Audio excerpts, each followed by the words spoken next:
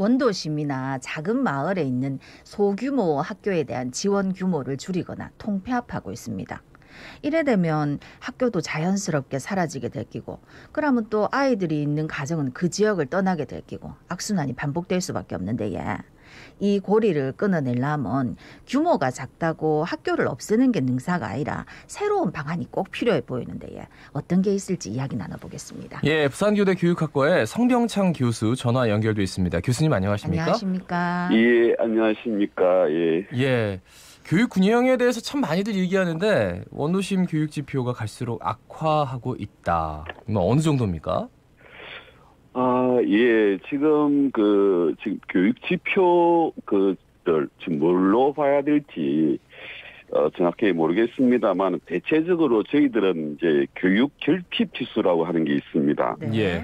예, 교육 결핍 지수라고 하는 건 뭐 학업 중단율이라든지 학교 교육 여건 뭐 이런 것들을 이제 종합적으로 말하는데요. 예. 이 교육 결핍 지수는 보통 이제 지역의 소득, 뭐 고용, 건강, 뭐 주거, 사회 안정망 이런 것과 상당히 연결되어 있습니다.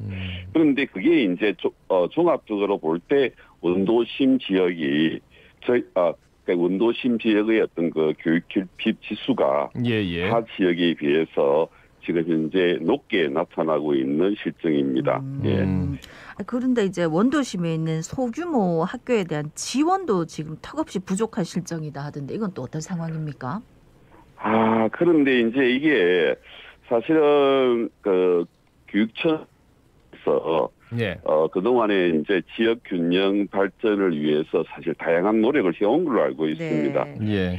그래서 보면은 이제 지금 현재 아마 교육청에서도 기본적으로는 교육적으로 열악한 지역에 좀 우선적인 혜택을 지금 펴고 있는데요.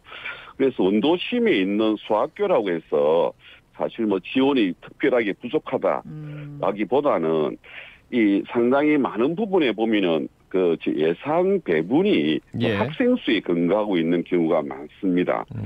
그러다 보니까 아무래도 이제 소규모 학교의 경우에는 좀 예산 지원이나 이런 부분들에 대해서 부족하다고 여길 수 있는 경우들이 좀 많은 것 같습니다. 예. 예. 그래서일까요? 이제 뉴스에 나왔는데 학교 벽면에 벽체가 이렇게 좀 떨어지는 노후 시설들이 그대로 방치된 모습들이 이제 사진으로 나왔는데, 네네. 그런 것들은 예산이 이제 뭐 학생 수대로 배분이 되지만 일단 안전과 관련된 문제고 건강과 관련된 문제이기 때문에 그렇습니다. 예, 그때 좀 예산 배분이 이루어져야 되지 않을까, 좀 빨리 고쳐야 되지 않을까라는 생각이 들어서 말이죠. 그건 뭐 당연히 그런 부분에 대해서는 빨리빨리 대처를 해야죠. 그거는 뭐 교육에 있어서의 기본적인 여건 기반이라고 생각합니다. 근데 예산이 없어서 이거 못하고 있다, 뭐 이런 얘기를 하겠어요. 아마 그 부분에 대해서는 이런 것 같아요. 아마 예산이 없다라기보다는 아마 이제 학교의 전체적인 어떤 리모델링 이런 어떤 아마 국가적인 지금 사업이 있는 것 같습니다. 예. 그 사업에서 보면은 이제 처음에 아마 교육부에서 이제 학생 규모, 그러니까 학교 규모에 따라서 이제 아마 배분을 해라, 좀 재정 배분을 해라라고 하는 식으로 처음에 아마 지침이 내려진 것 같아요. 예. 그걸 이제 그린 스마트 미래 학교 지원 사업이라고 하는데요. 이제 거기에 대해서 아마 시민들의 반발도 있고 등등 해서 이제 아마 소규모 학교도 다 포함되는 걸로 그렇게 알고 있습니다. 예. 그러니까 뉴스가 나간 다음에 조금 바뀐 겁니까, 그러면? 예, 아마 그런 걸로 알고 있습니다. 네. 아마. 지금 이제 소규모 학교도 그런 지원이 되는 쪽으로 가고 있다는 건 참 반가운 소식인데, 그게 이제 확실하게 이루어질 때까지 아이들이 다니는 환경에 대해서도 한번 좀 고민해 봐야 되지 않겠나. 당연히 예, 맞습니다. 아니, 그런데 이제 부산시 교육청이 교육 균형 발전 계획이라는 걸 하고 있다고 알고 있는데, 이 어떤 지원들을 하는 겁니까? 이게 이제 부산시 교육청에서 교육 균형 발전은 오래전부터 2004년부터 이게 아마 펴온 걸로 알고 있습니다. 그래서 5개년 계획을 잡아가지고 계속 이제 정책을 펴오고 있는데 지금 아마 4단계 과정에 있는 것 같습니다. 그래서 대체로 이제 교육 균형 발전에서 보면은 하는 일이 이제 지역 간 교육 격차 어떤 진단을 하고, 거기에 따라서 이제 균형발전위원회라고 하는 걸 구성해 가지고 아마 그 계획을 세우고 지금 실행을 하고 있는데 예, 예. 아마 최근에 제가 알고 있기로는 이제 좀 역차별적으로 교육 환경이 열악한 지역에 좀 다양한 형태로 지금 행재정을 지금 투자하고자 하는 그런 어떤 노력을 하고 있는 걸로 알고 있습니다. 네. 그 대표적인 예로 이제 뭐 다행보 학교라든지 네. 다행보 교육 지구 이런 어떤 지정을 통해 가지고 열악한 지역의 교육 여건 개선이라든지 다양한 어떤 교육 지원 프로그램의 어떤 지원을 지금 아마 실행하고 있는 걸로 뭐 그 효과는 제가 지금 아직 정확한 어떤 그 데이터가 없기 때문에 예, 예. 잘 모르겠습니다만 상당히 많이 지금 지원하고 있는 걸로 알고 있습니다. 예.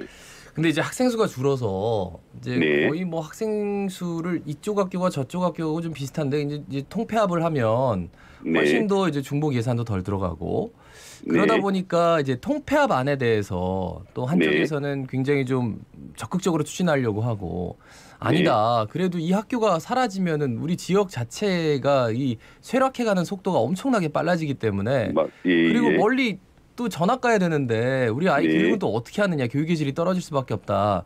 이런 네. 의견들이 좀 충돌하는 것 같거든요. 네네 뭐 맞습니다. 어떤 말씀해 주시겠습니까? 그래서 이제 사실은 이게 이 지역의 그 교육 여건이라고 하는 게 그 지역의 어떤 생활 여건하고도 사실 밀접하게 관계를 맺고 있기 때문에 예. 그게 지금 거주 선택에 영향을 아마 줄 수밖에 없습니다. 사실 지금 이제 학교 통폐합에 대한 어떤 기본적인 지침은 이 교육부 수준에서 지금 마련되고 있는데요. 네네. 이 교육부에서 조금 생각해봐야 될 부분 중에 하나가 이 통폐합에 대한 어떤 기준을 학생 수에다가 지금 사실 근거를 두고 있거든요. 그런데 이제 사실 학생들의 그 학습권 보장이라는 측면에서 볼 때 조금 좀 신중하게 좀 접근해야 되지 않느냐. 왜냐하니까 초등학교 같은 경우에는 학급 단임제거든요. 예, 예. 그래서 학급 단임제이기 때문에 적은 규모라도 충분히 학생들의 학습권을 보장할 수 있다.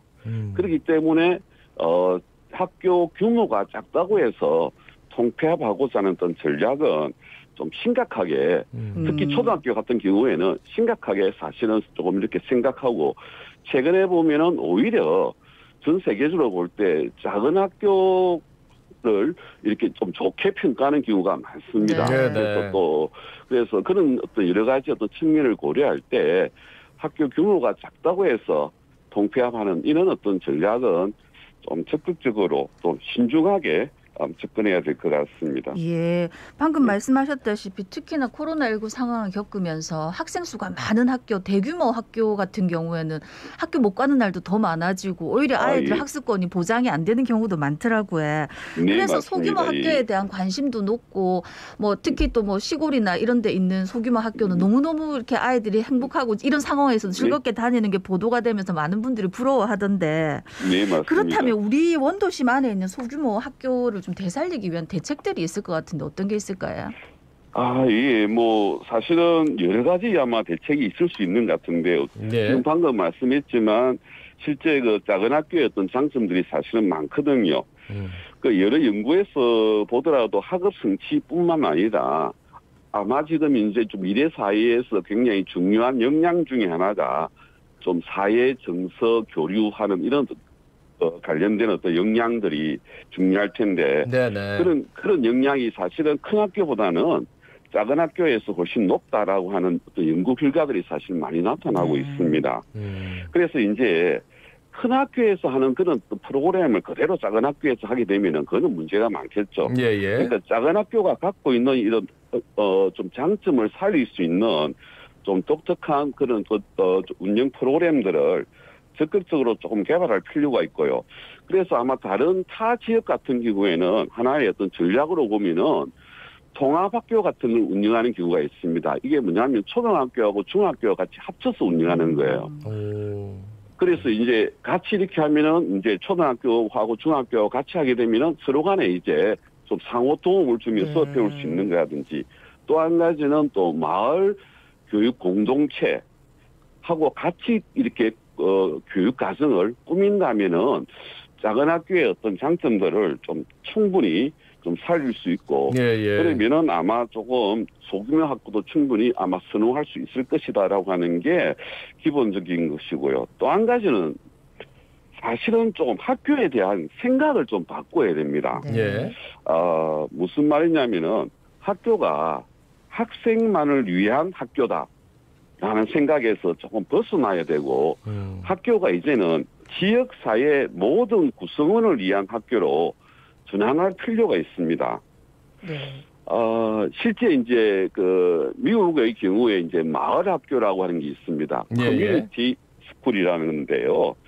이게 사실은 뭐냐면은 최근에 이제 미국 같은 경우에도 커뮤니티 스쿨에 대해서 상당히 많이 운영하고 있고 어떤 주정부 차원에서 지금 이제 확대 지원하고 있는데요. 네네.